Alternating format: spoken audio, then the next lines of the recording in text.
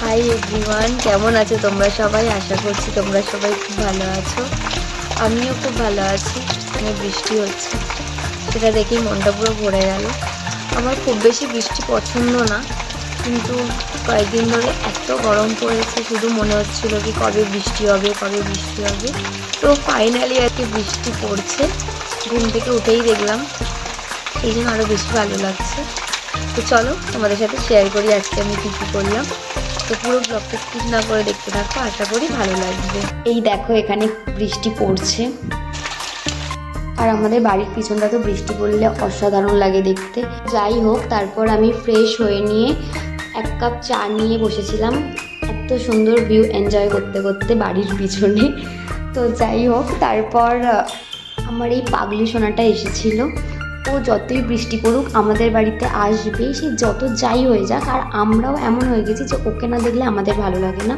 তো ওর সাথে একটু মজা করতে করতে মাকে বলছিলাম কি আজকে যেহেতু ওয়েদারটা ভালো আছে, তার জন্য ভালো কিছু রান্না করা যাক। তার জন্য চিলি চিকেন প্রিপেয়ার করেছিলাম। তো কি কি দিয়েছিলাম তার মধ্যে চলো তোমাদের সাথে শেয়ার করি।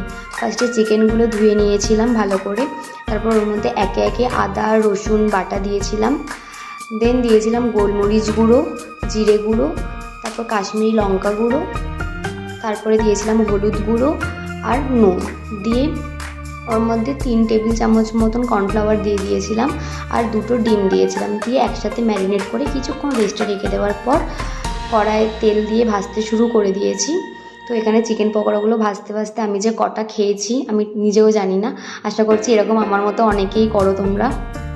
আর তারপর একটা থালাতে ক্যাপসিকাম, তারপর কাঁচা লঙ্কা, 3টে মতন রসুনের কোয়া কুচিয়েছিলাম, আর পেঁয়াজ দিয়ে ওটাকে এবার কড়ার মধ্যে রসুন আর কাঁচা লঙ্কা ফার্স্টে হালকা ভেজে নিয়ে দেন পেঁয়াজটা দিয়েছিলাম। তারপর ক্যাপসিকামটা কিছুক্ষণ ভেজে নেওয়ার পর যখন হালকা লাল লাল হয়ে গেছিলো তখন এবার সস প্রিপেয়ার করছিলাম।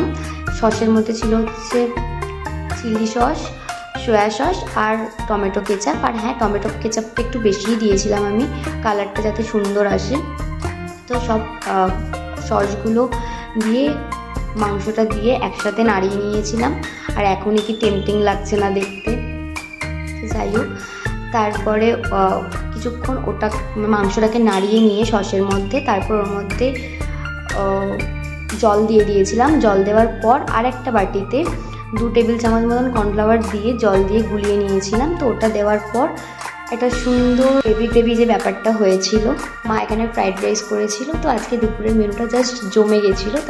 তো চলো একটা সুন্দর ভিউ এনজয় করতে করতে আজকের ব্লগটা এখানে এন্ড করছি।